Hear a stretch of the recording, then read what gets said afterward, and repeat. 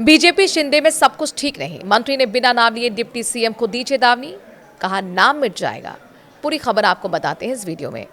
एकनाथ शिंदे के नेतृत्व वाली शिवसेना के महाराष्ट्र और केंद्र में गठबंधन सहयोगी बनने के बाद भी बीजेपी से मतभेद नजर आ रहे हैं। बीजेपी नेता और राज्य मंत्री गणेश नाइक ने महाराष्ट्र की डिप्टी सीएम एकनाथ शिंदे का नाम लिए बिना उन पर तीखा हमला बोला है।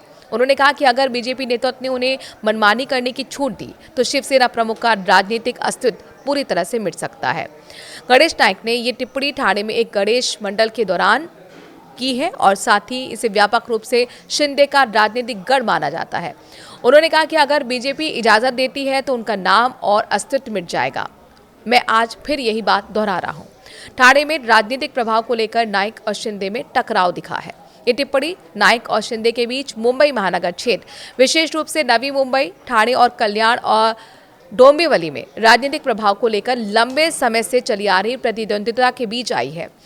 नाइक की ये टिप्पणी हाल ही में हुए महानगर पालिका चुनाव परिणामों के बाद आई है, जिसमें उन्होंने महायुति की चुनाव रणनीति पर असंतोष जताया है और कोई भी गढ़ किसी का नहीं होता, ये कहते भी गणेश नाइक नजर आए।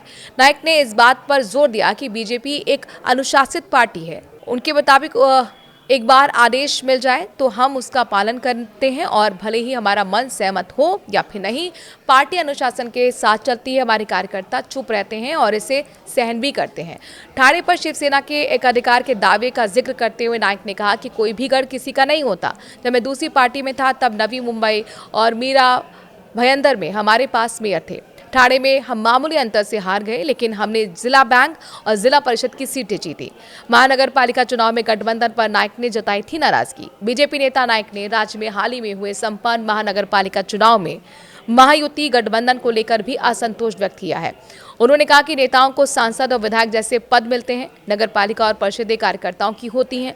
सभी को अलग अलग चुनाव लड़ना चाहिए। नतीजों के बाद जिस पार्टी के पास ज्यादा पार्षद हो उसे मेयर का पद मिलना चाहिए और बाकी पार्टियों को उसका समर्थन करना चाहिए। उन्होंने ये भी कहा कि ये उनका निजी विचार है। उधर महाराष्ट्र के ट्रांसपोर्ट मंत्री प्रताप सरनाइक ने कहा कि कोई कितना भी बोले, एकनाथ शिंदे मजबूत हैं, ठाणे शिवसेना का गढ़ है। शिंदे और श्रीकांत शिंदे इसे और मजबूत करते हुए नजर आए हैं। बातें करना आसान है, लेकिन शिंदे ने विधानसभा और नगर निगम चुनावों में खुद को साबित भी किया है।